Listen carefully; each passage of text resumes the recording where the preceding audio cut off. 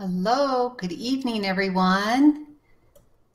I hope you can hear me okay. I'm going to give everybody a couple minutes to get on here. I hope you're staying warm. I know it's pretty cold in lots of parts of the country and stuff. It's been kind of harsh this past month. To start out, I just want to make sure everybody can hear me okay. So if someone could type in the chat box and just say, hi, yes, I can hear you. I just want to make sure that everything's working all right before we get started here.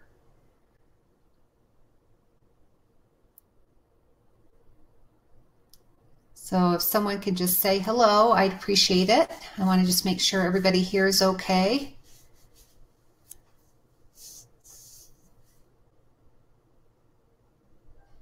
Thank you, Gail. I appreciate that. Great. Okay, so we're going to get started here. I want to welcome you to tonight's talk, Combat Autoimmune Disease by Understanding the Triggers.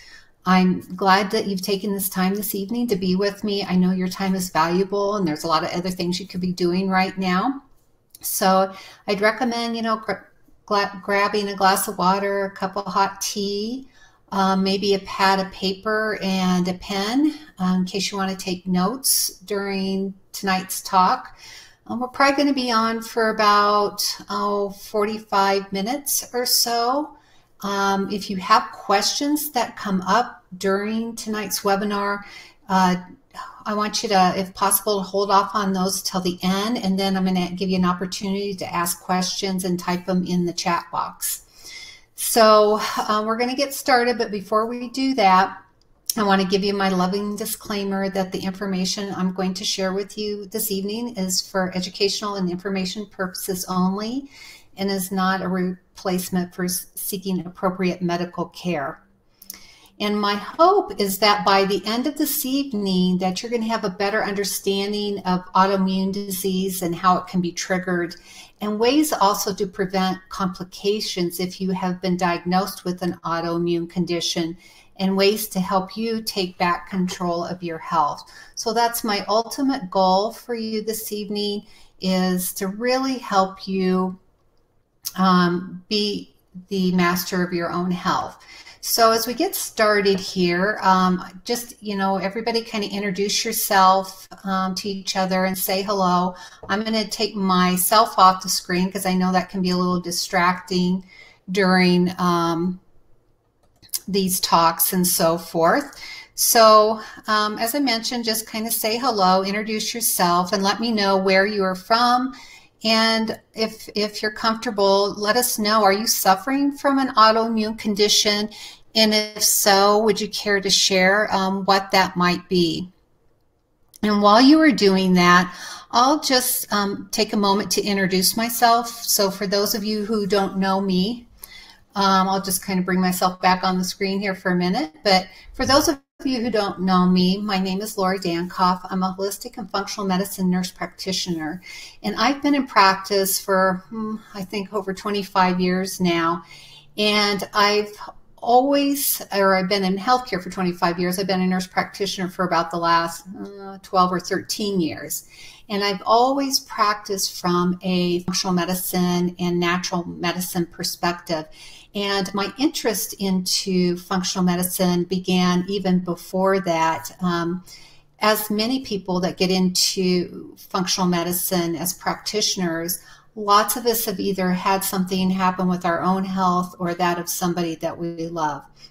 For myself, it was our youngest daughter. She was born with a blood disorder, and she went through a lot of different things and had been put on antibiotics for a long period of time. And we soon realized that we did not agree with what was happening to her and her body as a result of these antibiotics.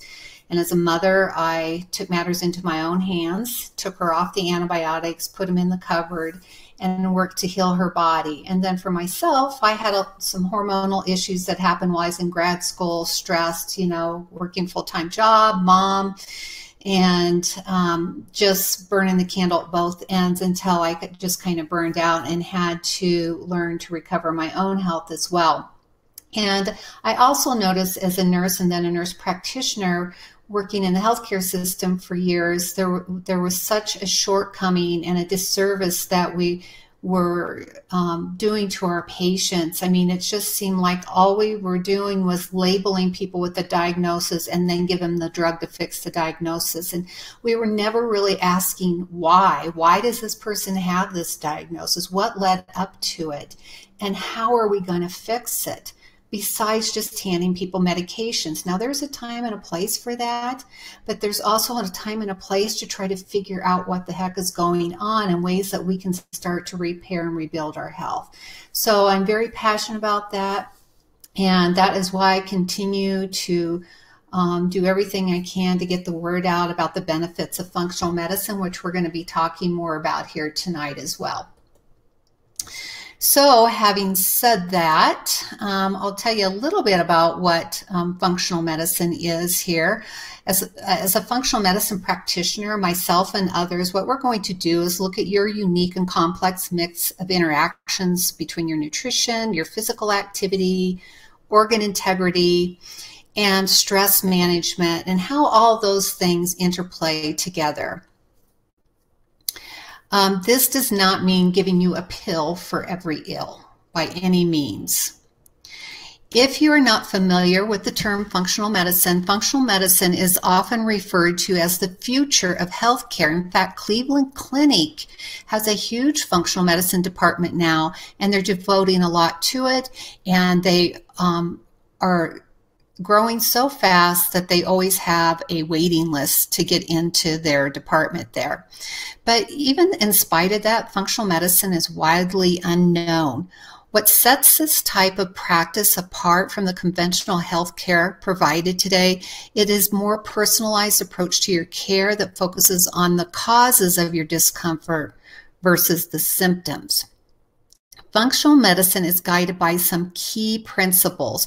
And I'm just going to give you this background before we kind of get into the root causes of autoimmune disease and also some treatments. So it's important that you understand just kind of the philosophy behind this.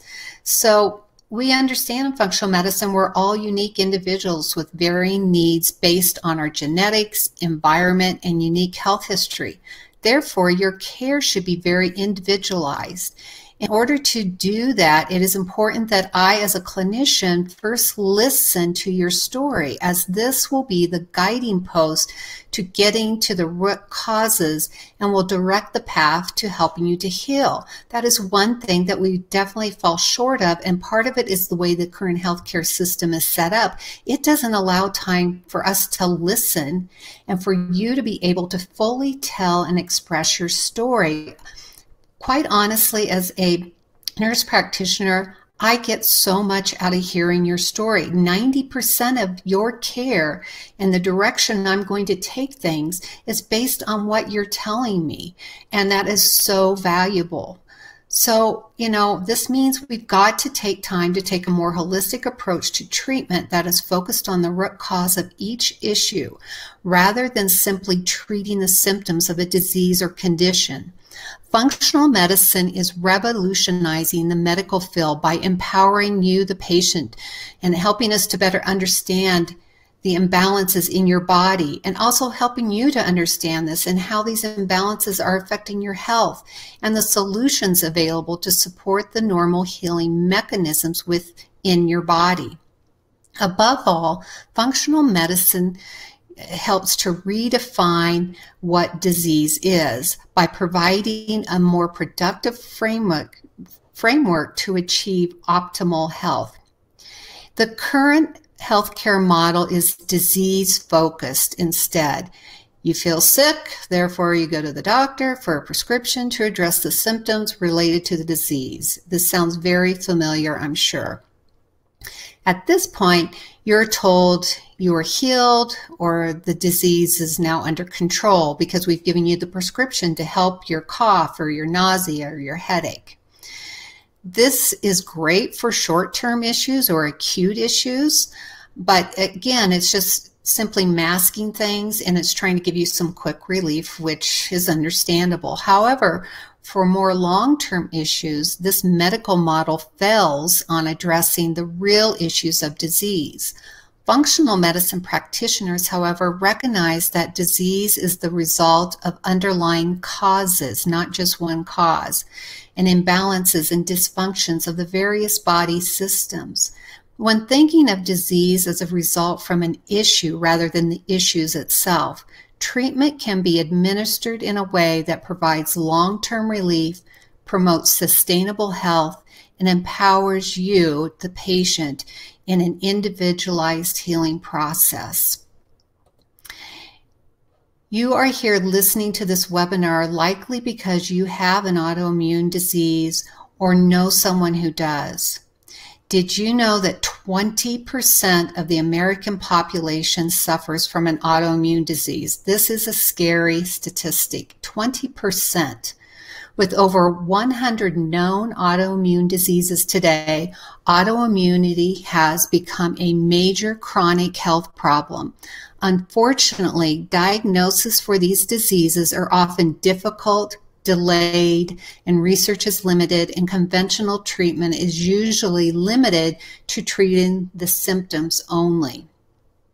By the end of this evening, I hope you understand some strategies that I'm going to give you to help you overcome some of these obstacles through the eyes of functional medicine. Now let's just talk some basics about an autoimmune condition. So autoimmune disorders are diseases of the immune system. So the conventional definition is they manifest in different ways, but all behave very similar in the sense that the immune system becomes confused and begins to attack the body's healthy tissues, mistaking it for a foreign invader. So that's the traditional definition of an autoimmune condition. But I would like to take that a step further and say it is factors within your environment and those exposures throughout your lifetime, along with the genetic tendency that causes your immune system to be weakened, and then for things where these weak spots are to take over. So what we need is a better understanding of what to do to help our immune systems. So due to all this lack of understanding of these diseases, conventional medicine works to treat the particular organ affected rather than viewing them all for what they are, diseases of the immune system. Therefore, there is no unified branch of medicine for these autoimmune conditions. Instead, patients are given referrals to a long list of specialists that are trained in specific organ systems. This strategy, of course, brings patients further away from treating their body's immune system, resulting in a vicious cycle bouncing from one medical visit to another. Now, it is not uncommon for those that suffer from an autoimmune condition to have several specialists involved in their care, including rheumatologists, endocrinologists, neurologists, nephrologists, gastroenterologists, and the list goes on. They're bouncing from one place to another. The financial strain of this alone is quite devastating when you've been handed an autoimmune diagnosis. Now, while these professionals provide an important service and are adequately knowledgeable in their specialty, there is a good chance they are not equipped to address the need of a truly supporting the immune system, or how this complex puzzle fits together and what contributes to the flares of your disease. Needless to say, if you are the one suffering from an autoimmune disease, this is both confusing and frustrating. We need to take a more whole person approach to what we're doing, instead of lumping you into different little boxes, and like these boxes don't communicate. We need a more cohesive system. It is believed we have only scratched the surface on identifying different types of autoimmune conditions. Now, if you're not sure what an autoimmune condition would be, or if you have one, this would be things like type 1 diabetes, rheumatoid arthritis, psoriasis, lupus, multiple sclerosis, inflammatory bowel disease, Hashimoto's, thyroiditis, and others. All of these autoimmune disorders have two things in common. The immune system is not functioning properly, and formal diagnoses are required to receive conventional medical treatment and to get it covered by your insurance, of course. Fortunately, functional medicine practitioners do not wait for the label to begin combating autoimmune challenges. Some practitioners will tell you they don't care even what the diagnosed condition is. They are going to dig for the root causes contributing to the disease. The goal is to see remission of the disease as the side effect from treating the root cause. So in other words, the side effect of treating you from a functional medicine perspective is that you feel better.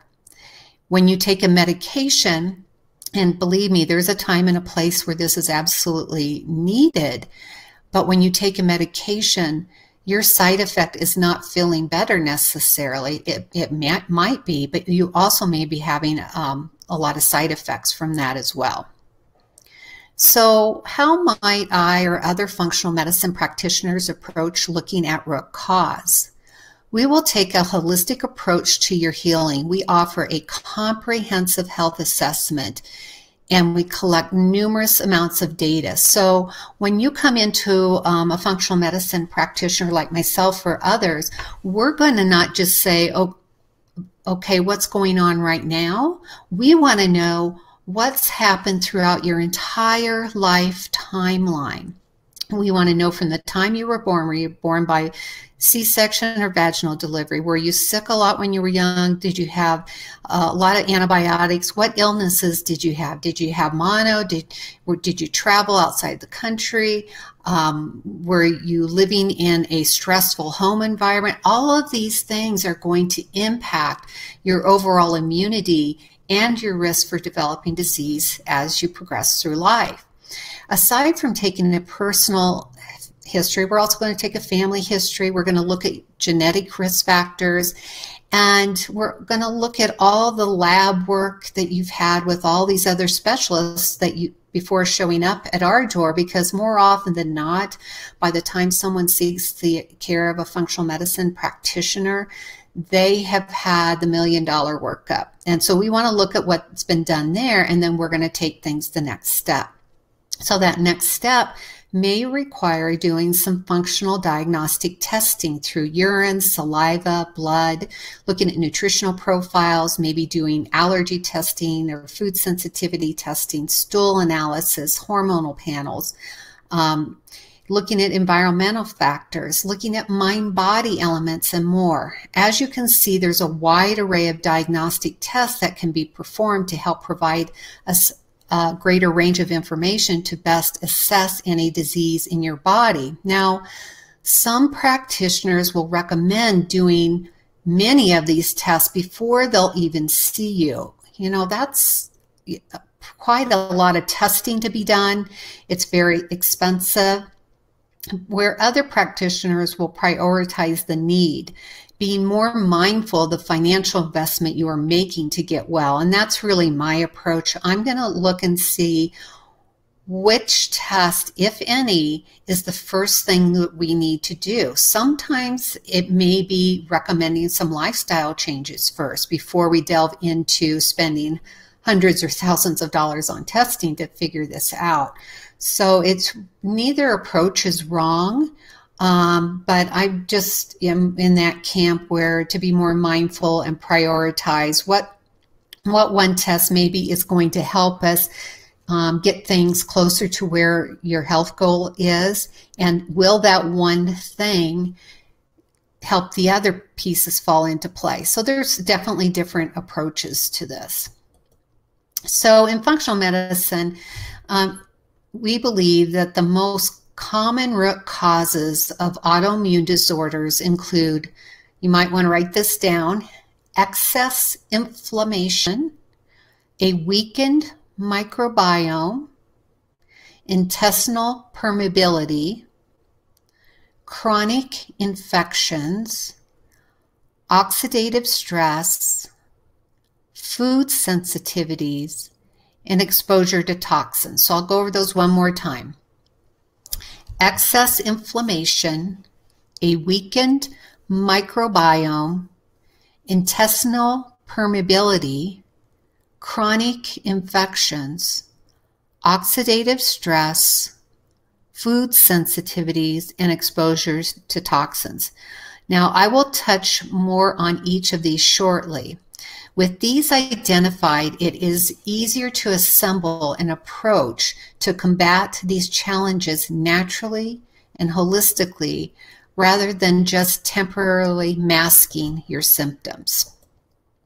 So once your unique root causes have been identified, then various strategies will be used by functional practitioners such as myself to help combat the imbalances. Strategies that we may use can include addressing inflammation, recommending dietary changes, gut healing methods, supplementation, detoxification, treating the underlying infections, stress management, physical activity, relaxation techniques, and more. So each person's treatment protocol will not be the same. You know, in conventional medicine, okay, here's your diagnosis. Everybody gets either pill A, B, or C. You know, that's not how functional medicine works. We're going to take a very individualized approach to your care. What that also means is your functional medicine practitioner is spending a great deal of time researching and developing your unique protocol before seeing you to go over your results of any of your tests that you have had done. It is not as simple as handing you a pill for every ill with little thought. There is a great deal of thought that goes into each treatment plan provided. Okay, now let's take a closer look at inflammation and autoimmune disease. To best be prepared to combat autoimmune complications, it is important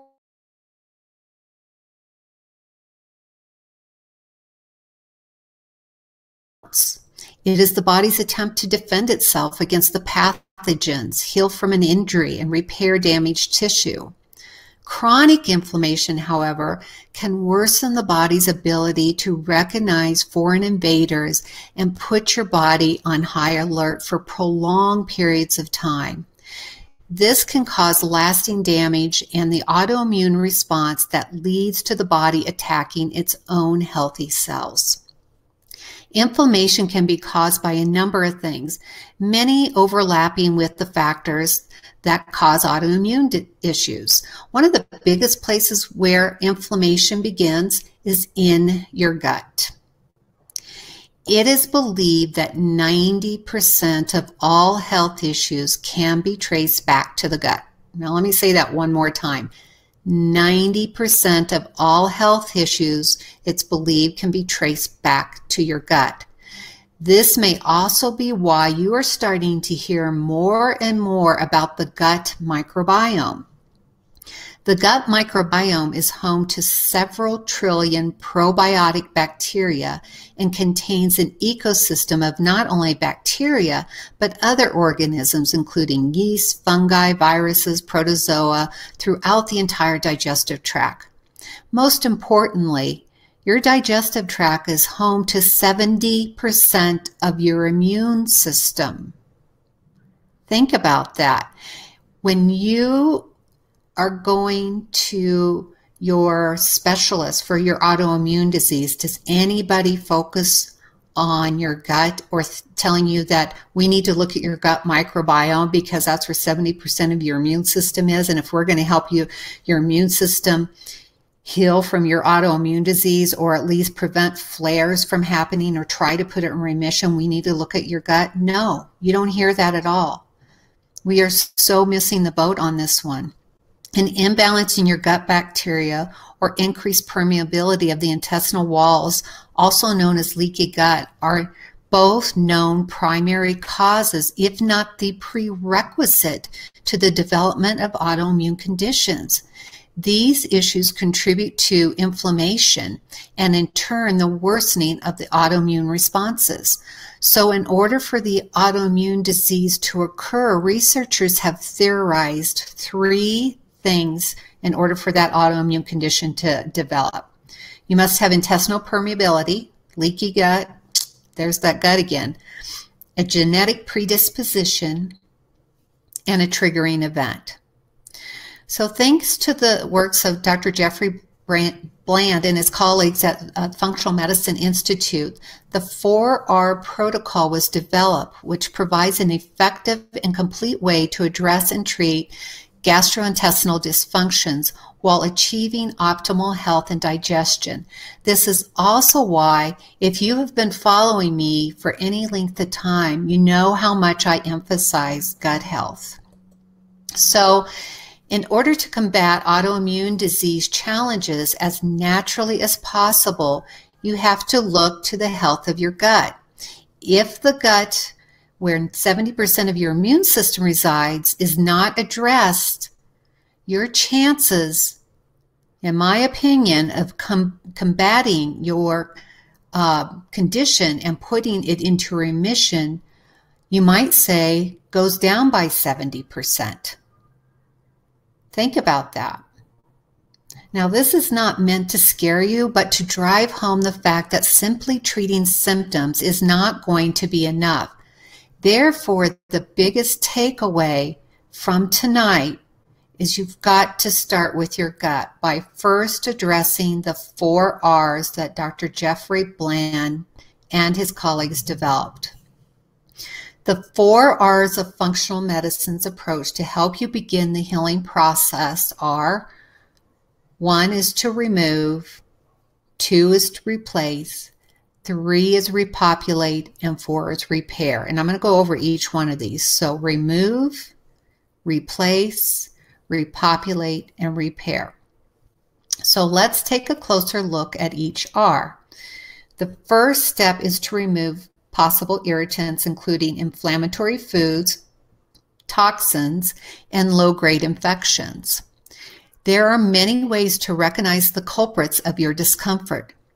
Food allergies can be determined from skin or blood testing. Food sensitivities, on the other hand, can be identified by either taking part in a comprehensive food elimination diet, or what I like to use is a mediated release blood test. And what this is doing, it's actually looking at how your immune system is reacting to your foods that you're eating. It will test about 170 foods, chemicals, and additives in foods, and can be a great starting point, because you could be eating very healthy foods, but if you're sensitive to them, that is a source of inflammation for you.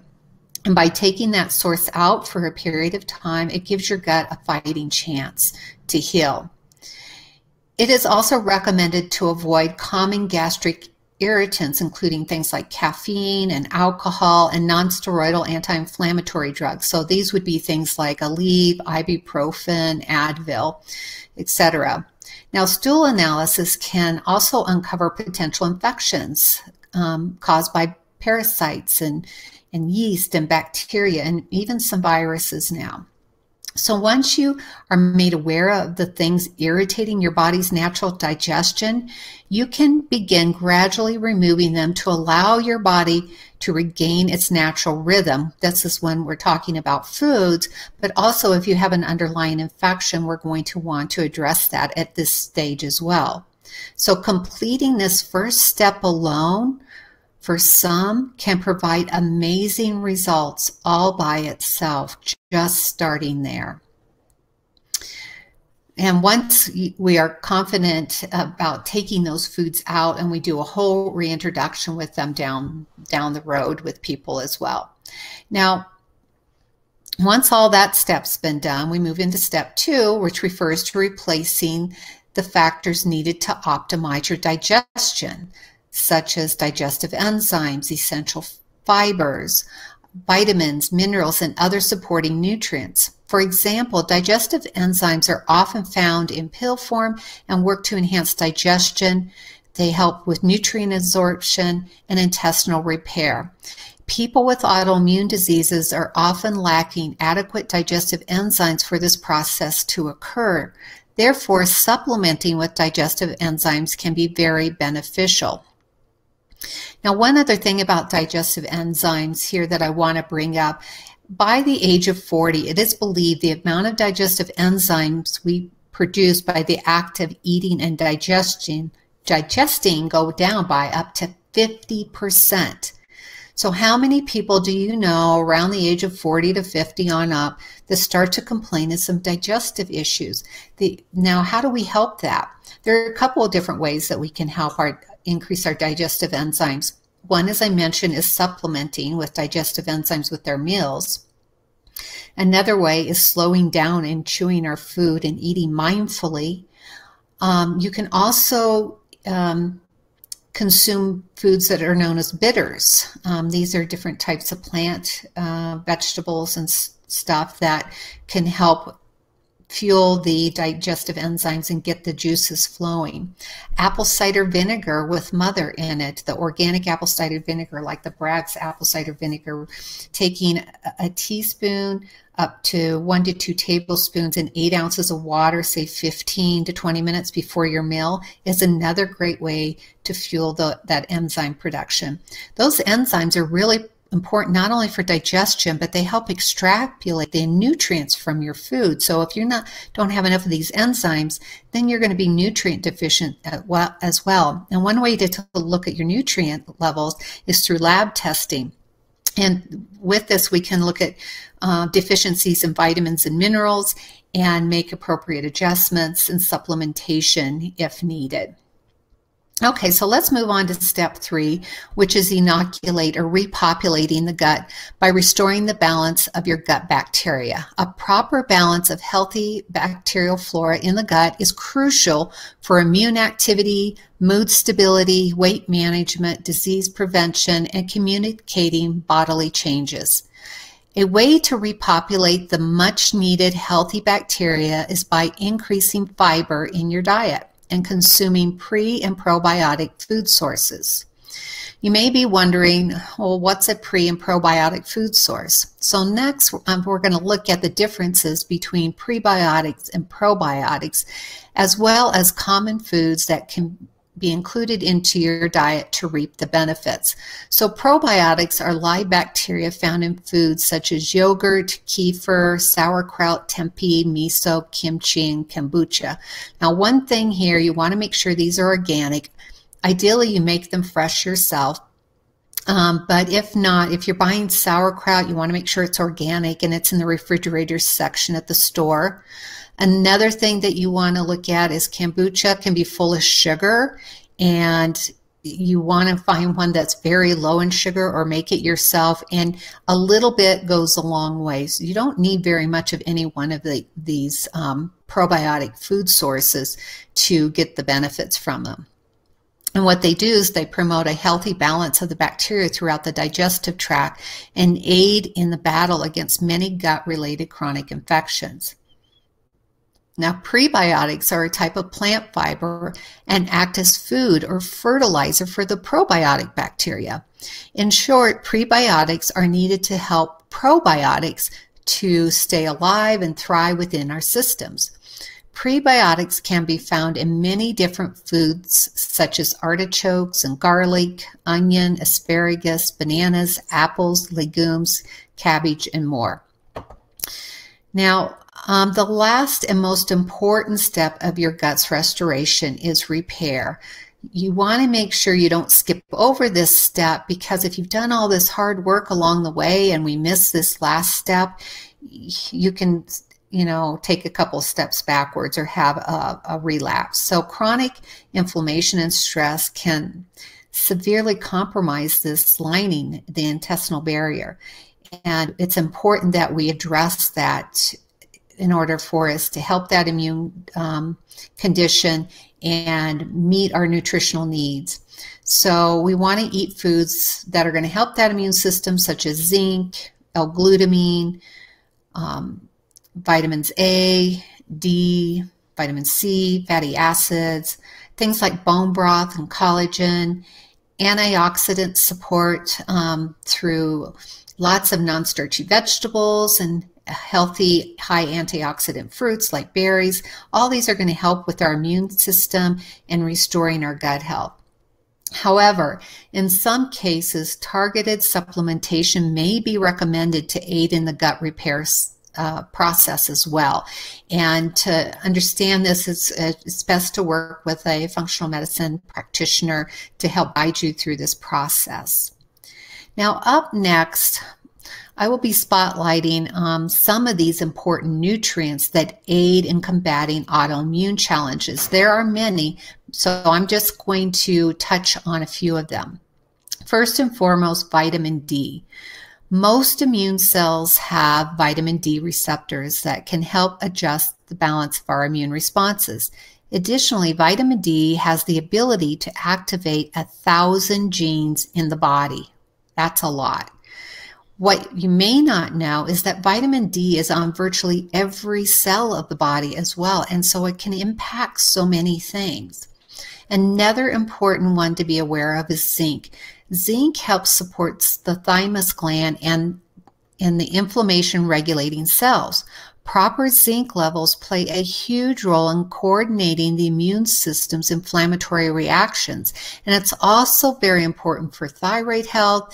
It's also very much involved in phase 1 and phase 2 liver detoxification, as is glutathione. Glutathione is the most powerful antioxidant in our body, and it promotes healthy detoxification of many of the irritants and toxins that we're dealing with that breed inflammation. It also protects the body against oxidative stress and the immune dysfunction. So the thing about glutathione is we produce some, but some people, due to their diets or all the environmental toxins we're dealing with, or they have a genetic SNP deficiency of some sort that impedes their detoxification pathways, may do well for supplementation. However, glutathione as itself is very unstable when taken in oral form, and the stomach acids can break it down too quick. Now, some forms of liposomal glutathione may be helpful. Certainly there's IV glutathione, but that's not very attainable for most people. Or you can take in the precursors under the guidance of a functional practitioner who understands this, with things like N-acetylcysteine or NAC. So that just kind of gives you an idea about the importance of glutathione. Another one is omega-3 fatty acids. An excess of omega-6 fatty acids in the body promotes inflammation. Therefore, it is important to counteract this buildup by taking in the proper omega-3 fatty acids. An imbalance has been proven between the 3 and the 6 to be a leading cause of systemic inflammation and, in turn, possible autoimmune complications. Okay, so autoimmune complications develop over a period of time. Just as healing takes time, you're not going to get well overnight. This took often years to develop.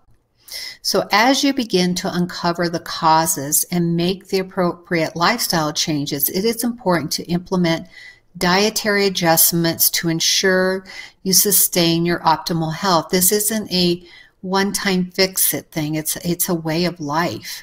For example, if foods such as gluten and dairy were found to be causes of your inflammation, these may need to be permanently removed from your diet. However, if over time, if the inflammation goes down and your immune system improves, the question is, can you bring these foods back in? Quite honestly, my opinion, if it's gluten and dairy, they're just very pro-inflammatory to begin with, that I'm generally going to recommend to most people or most of my patients, if they have an autoimmune condition, to take gluten and dairy out of their diet along with sugar, because these are all very inflammatory. So unfortunately, this is going to be a real challenge for a lot of people to be able to do. And sometimes people ask me, well, is there a specific diet that I should be taking? It really kind of depends on you as the individual. Everybody's different on what's going to work for them. So I can't give you a specific diet plan for this reason. And certainly starting with a comprehensive elimination diet It can help you uncover what your body needs or what your intolerances are and how you're reacting to those foods. And if you are doing a food elimination, I'm going to recommend that you do that for at least 21 to 90 days, because this is one going to let you know, you're going to be able to tell if there's a difference in how you feel, but it's also going to give that gut time to repair itself as well. And then when you're reintroducing foods, you don't want to reintroduce them all at once. You take one food, have it one day, wait 3 or 4 days. If you don't notice any symptoms develop, or you don't feel bad in that 3 or 4 days, or let's say your headache or your joint pain or your gut pain or whatever the case may be does not return in that 3 or 4 days, that food you may be able to bring back in. If you react to it, take it back out. Try it again in a month or 2. In some instances, it may take up to a year before you can reintroduce a certain food. But as I said, I'd recommend keeping the gluten, dairy out. And certainly if anybody here listening this evening has any experience with a food elimination diet and what your experience was, I would love to hear that. I would love to have you share with the group tonight, because I think sometimes it's a little daunting to try to do a food elimination diet and really knowing where to begin. So feel free to share if you'd like on that. And I'm going to go on here and just talk about a few more things before we wrap up. I want to talk about toxins and stress. You know, we are all exposed to so many toxins on a daily basis, whether it be pesticides on the food, pollutants in the air, water contamination, or the chemicals in our household products. Our bodies are being inundated, and we're absorbing and breathing in and ingesting these toxins constantly. In order to reduce this toxic buildup, we must prevent the exposure so our bodies can detoxify better as best that we can. Therefore, avoidance is key to the prevention, and when it comes to reducing our toxic burden as much as possible. So what are some things that we can do to lessen the toxic burden on our bodies? One thing would be filtering your water, and when you're drinking out of a water bottle, make sure it's glass or stainless steel and not plastic. Those plastics release all kinds of chemicals and what are known as xenoestrogens, and these are things that disrupt your hormone balance. You might also consider air purification systems. You know, our homes tend to be very toxic from the off-gassing of building materials even. And certainly try to eat organic, non-genetically modified foods as much as possible. You know, one of the theories as to the rise in autoimmune disease kind of goes hand in hand with all the chemicals that our food has been bombarded with. For instance, look at gluten. You know, everybody's got a gluten issue. Why is that? Is it the gluten, or is the glyphosate and the poisons that are being sprayed on the grains before harvesting to increase the yields that are the problem? And if you talk to researchers like Dr. Fasano and Dr. Fajani, they will tell you that this is a real problem, and there's research to bear that out, where these things, this glyphosate, will increase something in your gut known as zonulin. And zonulin increases intestinal permeability and causes leaky gut. And leaky gut and intestinal permeability is one of those things researchers feel is a contributor to, guess what, autoimmune conditions. Another thing is to try to switch out your cleaning products, your skincare products, your makeup, because all of these things have a lot of chemicals in them that isn't really taxing our livers and our gut microbiomes. So, you know, making your own cleaning products or using products from consciously produced manufacturers is another thing to do. And then also to help amplify your detoxification of these toxins, we want to have good nutrition with a plant-based diet, you know, where you're eating a lot of fresh fruits and vegetables, organically raised. Some people do fine with a little meat protein in there as long as it's grass-fed. You want to be conscious of how Anything you're putting in your mouth is raised. What are the ingredients? And if it's fresh, it's always best. You want ample hydration. We need to be drinking enough water. As a general rule, a lot of us Americans in particular are not drinking enough water. We're chronically dehydrated, and we need that hydration of that water to help flush out our system, help flush out the toxins. We also need to be having regular bowel movements. If you're not, those toxins are just kind of sitting there and getting reabsorbed. So having that is one big step to try to achieve, is having regular bowel movements as well. There's a lot of information coming out on intermittent fasting. Intermittent fasting has been shown to be a benefit to your health as well. So intermittent fasting is basically you go 16 hours out of a 24-hour day without eating. You know, you drink water, drink plenty of water in there, and then you're consuming food for an 8-hour window period of time. Sweating is very important. One great way to try to sweat out the toxins in your body, if you have access to an infrared sauna, this is a great way to do that. Otherwise, with exercise and getting your heart rate and your body temperature up and sweating it out that way, that's another great way to try to help eliminate toxins naturally. So now let's talk about stress. Stress is unavoidable, and it's a part of life. Stress and disease go hand in hand. When stress is not managed properly or at all, the body takes the load and becomes inflamed and often develops or worsens an autoimmune condition. So what happens in the body when we're under stress, it lowers something known as immunoglobulin A. And immunoglobulin A is the marker for immunity in our digestive tracts.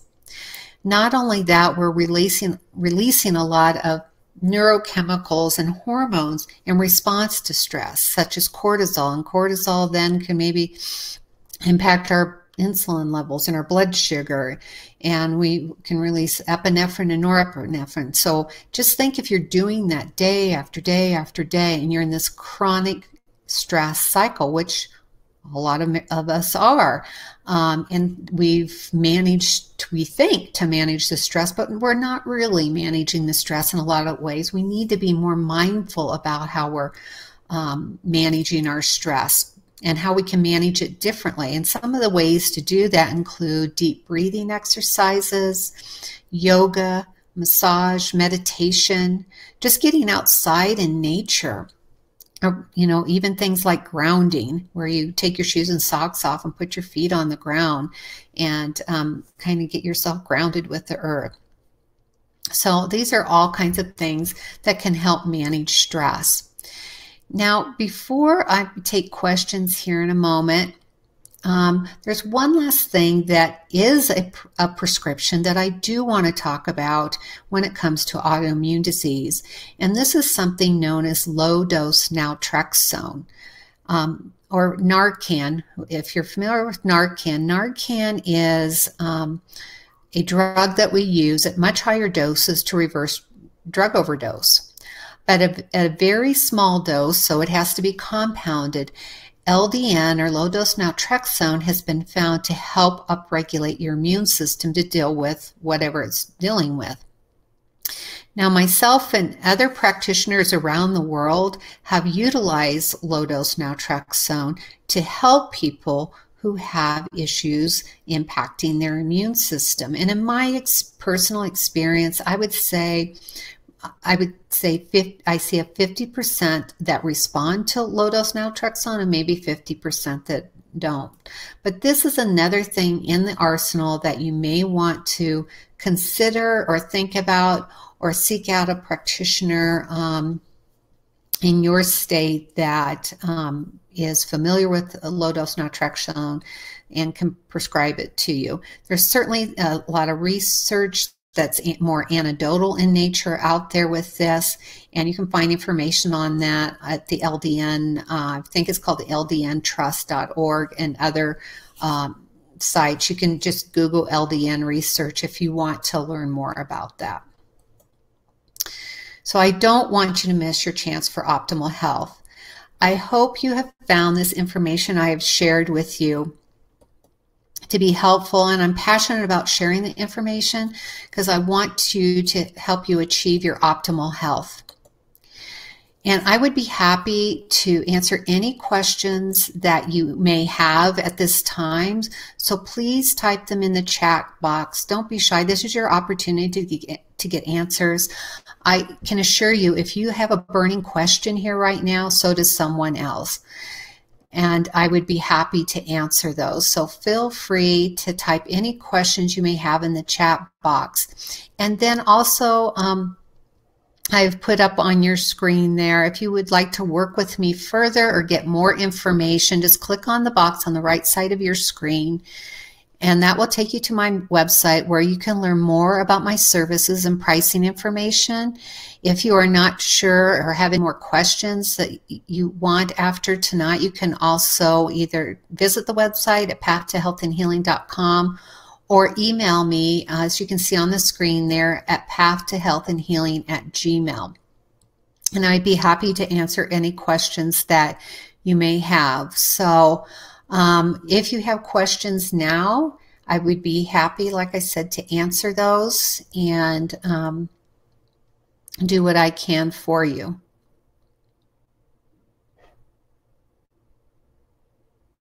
Okay, so I'm not seeing any questions. I'll give it just another moment here and make sure before we sign off for the evening. And again, if you want to learn more about me and my practice, you can certainly visit my website. Just click on the link on the right side of your screen, or you can certainly email me as well.